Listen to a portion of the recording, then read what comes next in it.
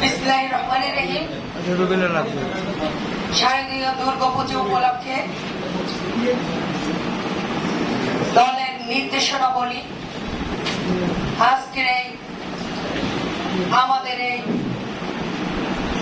সভায় উপস্থিত আছেন জাতীয় কেন্দ্রীয় নির্বাহী কমিটির সংগ্রামী যুগ্ম মহাসচিব, আজকের এই সভার প্রধান আকর্ষণ, প্রধান অতিথি যিনি বারবার কারাবরণ করেছেন, নির্যাতিত হয়েছেন এই ফ্যাসিস্ট হায়নাদের আমলে, সেই নেতা জনাব ইমরান সালেম প্রিন্স উপস্থিত রয়েছেন।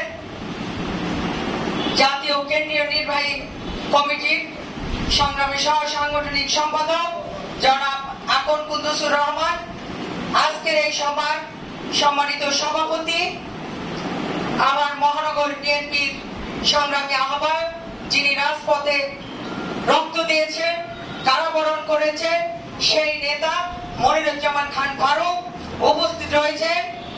আজকের এই সভার সংগ্রামী সদস্য সচিব যিনি রাজপথে রক্ত দিয়েছেন, কারাবরণ করেছেন, সেই নেতা জিয়াউদ্দিন শিকদার জিয়া উপস্থিত রয়েছে। মহানগর বিএনপির আওতাধীন 30টা ওয়ার্ড বিএনপির সংগ্রামী আহ্বায়কগণ এবং সংগ্রামী সদস্য সচিবগণ, সকলকে জানাচ্ছি বরিশাল মহানগর বিএনপির পক্ষ থেকে সংগ্রামী শুভেচ্ছা ও বিপ্লবী অভিনন্দন। প্রিয় নেতৃবৃন্দ, আজকে আমাদের অত্যন্ত সৌভাগ্য যে আমরা কেন্দ্রীয় নির্বাহী কমিটির সংগ্রামী যুগ্ম মহাসচিব ইমরান সালেম প্রিন্স ভাইকে পেয়েছি। আমরা আমাদের পক্ষ থেকে তাকে কৃতজ্ঞতা জানাচ্ছি। তিনি কষ্ট করে আমাদের মাঝে এসেছেন এবং তার দিক নির্দেশনাবলী বক্তব্য রাখবেন শারদীয় পূজা উপলক্ষে। আমি শুধু একটি কথাই বলতে চাই, আমরা মহানগর বিএনপি এবং 30টা ওয়ার্ড বিএনপি আমরা সংগঠিত আছি, ঐক্যবদ্ধ আছি এবং আগামী যে শারদীয় পূজা আসছে সেই পূজায় আমরা আমাদের 30টা ওয়ার্ড থেকে এবং আমাদের জাতীয়তাবাদী শক্তি নেতৃবৃন্দ প্রয়োজনে 24টা ঘন্টা প্রতিটা পূজা মণ্ডপে পাহারা দেবে এবং আমরা ইতিমধ্যে তাদেরকে অবহিত করেছি এবং সর্বশেষে আমাদের নেতা যে নির্দেশাবলী দেবেন সেই নির্দেশাবলী আমরা শুনবো এবং পালন করব এবং আগামী দিনে আমাদের রাষ্ট্রনায়ক তারেক রহমান এই বাংলাদেশে বীরের বেশে আসবে। আমাদের নেত্রী এই ফ্যাসিস্ট হাসিনার কবলে নির্যাতিত হয়েছেন এবং স্বাধীনতার আগ পর্যন্ত তিনি কারাবরণ ছিলেন।